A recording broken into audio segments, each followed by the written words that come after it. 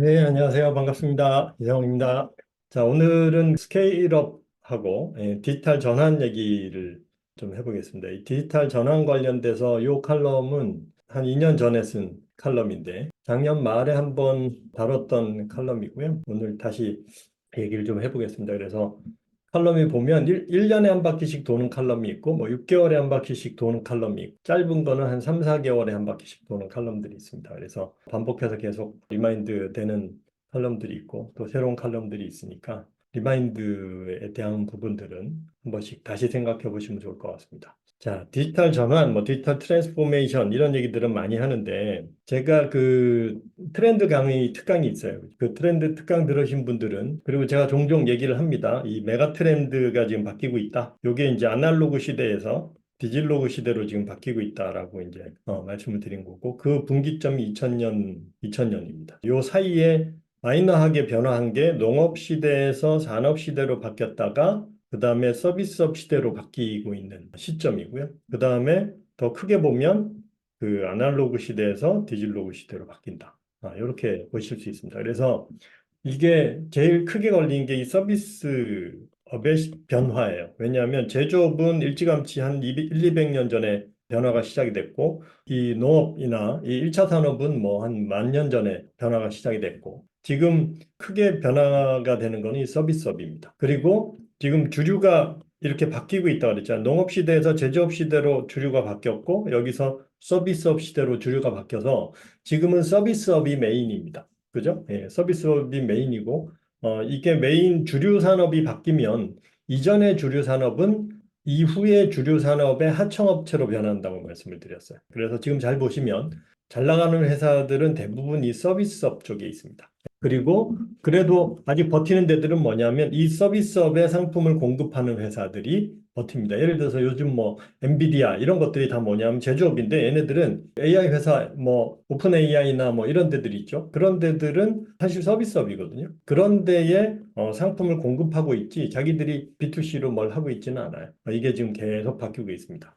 이 디지털 전환이 가장 첨예하게 일어나는 영역이 서비스업이고요. 그렇게 해서 지금 보시면 지금 창업하는 분들은 대부분 서비스업을 창업하지 제조업 창업하는 분들은 별로 없습니다. 예, 왜냐하면 우리나라로 따지면 한 5, 60년 전만 해도 대부분 창업하면 제조업 창업이었어요. 그랬는데 지금 이제 다 바뀌었습니다. 근데 이제 지금 서비스업이 지금 어떻게 보면 일종의 산업혁명이 서비스업에서 일어나고 있는 건데 요게 이제 핵심이 디지털 전환이라는 거죠. 그래서 디지털 전환이 왜 필요하냐 하면 사실은 비즈니스가 시작을 하고 그 다음에 자리를 잡으면 그 다음에 이제 확장을 해야 되는 거거든요. 무조건 확장해야 되는 건 아니지만 그래서 제가 어제 말씀드렸지만 엊그제 시스템이 만들기, 돌리기, 키우기 이렇게 세 가지로 된다 그랬잖아요. 그죠? 그래서 만들기, 돌리기, 키우기 이렇게 세 가지로 되는 거고 그러니까 여기까지가 이제 일반적으로 안정화라면 이제 요걸 하느냐 마느냐가 사실은 대량 생산을 할 수 있는 체계로 바꿀 수 있느냐 없느냐인 거죠. 그죠? 네, 그래서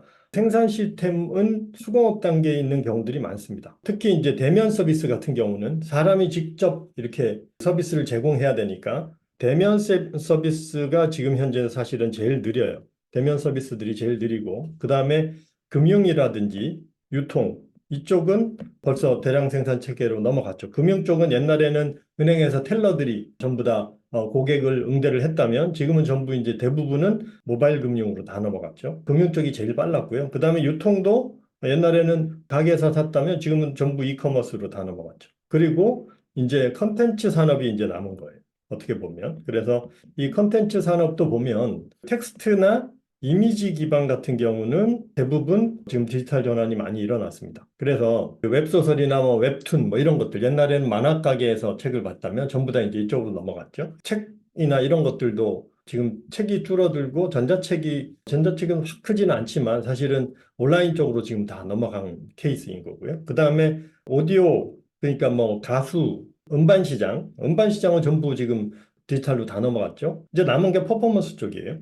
그래서 지금 가수들도 이제 공연한다든지, 그 다음에 뭐 뮤지컬이라든지, 뭐 이런 것들이 지금 아직 이제 좀 남아 있는 거죠. 이런 엔터테인먼트 쪽, 이쪽도 지금 다양하게 지금 넘어가고 있습니다. 그래서 요즘 보시면 가수 공연들을 이제 극장에서 하기 시작을 합니다. 그러니까 그게 이제 디지털로 넘어가고 있다는 뜻입니다. 그런 식으로 지금 계속 넘어가는 거고요. 그래서 뭐 이제 그거는 큰 동네 얘기고, 우리 이제 작은 회사들 같은 경우는 이 아직도 이제 대면 서비스들이 많은데, 작은 회사들도 예를 들면 지식산업 같은 경우들이 그렇고, 그 다음에 이제 F&B 쪽에 이제 식음료 쪽은 예를 들어서 이쪽도 지금 대면이 많이 없어지고 있죠. 그러니까 인건비들이 지금 빠져나가고 있는 거죠. 그러니까 오프라인에서 공간에서 서비스를 하는 건 어쩔 수 없이 공간의 한계가 있지만, 거기서도 지금 대면으로 사람들이 붙어서 하던 일들이 지금 전부 키오스크 같은 걸로 이제 빠지고 있습니다. 키오스크. 그다음에 뭐 테이블에서 바로 하는 태블릿으로 주문하는 시스템, 그다음에 이제 로봇들이 돌아다니죠. 뭐 이렇게 되면서 이제 대면 서비스에서도 사람이 계속 빠져나가고 있습니다. 이것들이 사실은 잘 보시면 로봇으로 넘어가려면 이것도 디지털 전환이 일어나야 되는 그런 일들이 지금 계속 일어나고 있다. 그러면 디지털 전환을 그러면 우리가 각자가 하고 있는 일도 결국은 디지털 전환이 필요한데 이걸 어떻게 해야 되느냐가 이제 사실은 관건인 거고요. 예, 그래서 그거를 하는 가장 기본적인 거는 자, 이 대량 생산 시스템으로 넘어가는 순서는 이렇게 됩니다. 기본적으로는 일단 프로세스를 정리를 해야 돼요. 프로세스를 일단 정리를 쭉 해가지고 얘를 이렇게 나눕니다. 정리를 한 다음에 모듈화를 하고 그래서 모듈화된 거를 이 중에서 디지털화 할 수 있는 것들은 전부 디지털화 하는 작업들을 이렇게 해내는 거죠. 일단 이렇게 되면 이 중에서 지금 디지털화 할 수 있는 포인트가 어떤 거냐면 첫 번째는 반복적인 업무는 디지털화가 가능합니다. 그러니까 다시 말하면 자동화가 가능해요. 그리고 두 번째는 소통 업무를 디지털로 전환을 하는 겁니다. 그래서 반복적인 업무를 디지털화하는 거는 뭐냐면 템플릿이나 양식을 만드는 거예요. 양식을 활용하면 그러면 얘는 바로 자동화로 넘어갈 수 있습니다. 그래서 예를 들면 상담 같은 것도 이제 템플릿을 만들기 시작하죠. 그래서 이게 이제 챗봇 같은 형태로 넘어가고, 그 다음에 요즘 뭐 AI, 이 챗봇이 나오면 AI로는 금방 넘어가거든요. 그래서 이런 것들이 일어나는 거고요. 그 다음에 소통 업무도 여기에 해당하죠.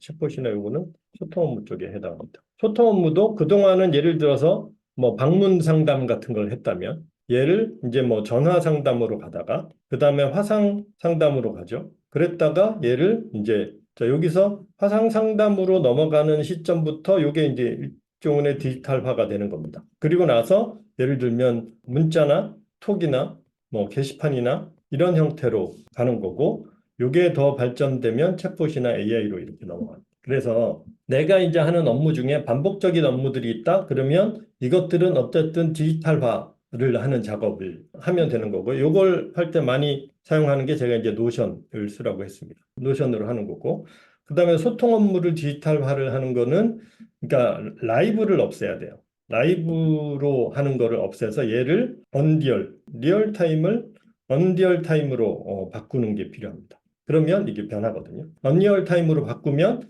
그러면 이제 얘는 디지털로 바꿀 수가 있고 우리가 시간을 빼낼 수가 있습니다. 그래서 이런 것들을 사실은 촉진시킨 포인트가 코로나가 이 변화를 굉장히 크게 촉진을 시켰죠. 지금은 사실은 일반 고객들 입장에서도 이게 굉장히 익숙해진 겁니다. 이 두 가지 관점에서 현재 내 업무를 어떻게 디지털화 할 수 있는 게 없는지를 한번 찾아보시고 그 방법들을 조금씩 변경을 시켜 나가시면 많이 도움이 되실 겁니다. 그래서 저 같은 경우도 반복적인 업무들은 예를 들면 지금 템플릿이나 양식, 뭐 마케팅 캔버스 이런 것들이 이제 다 이런 겁니다. 그런 것들을 만들어서 얘를 저는 이제 웹으로 만들었죠. 처음에는 이런 사스를 사용하다가 그 다음에는 이제 자체 웹으로 갈 수 있는 거고 그 다음에 소통 업무도 방문 상담에서 지금은 거의 다 온라인 상담으로 바뀌었고요. 온라인 상담과 그 다음에 이제 교육도 라이브 교육이 지금 동영상 교육으로 많이 넘어갔죠. 그렇게 되면 이제 그걸 가지고 프로그램들을 만들어서 디지털 프로그램들을 다 만들 수 있는 거죠. 그래서 저 같은 경우는 이제 마케팅 학교 뭐 이런 것들이 다 이제 그런 식으로 변환이 되고 있는 겁니다. 그래서 아마 이제 올해 정도 되면 지금도 이제 이런 교육 과정들은 거의 이제 지금 온라인으로 다 바뀌었죠. 예, 그래서 그런 식으로 보시면 전환하는 것들이 이렇게 넘어갈 수 있다. 이렇게 생각을 할 수 있습니다. 그래서 그런 관점에서 한번 체크를 해보시면 좋을 것 같고요. 요 디지털 전환 관련돼서는 오늘은 요 정도 얘기를 하겠습니다. 그래서 관련돼서 또 질문이나 의견 있으신 분은 올려주시면 또 답변을 드리겠습니다. 오늘은 여기까지 하겠습니다. 고맙습니다.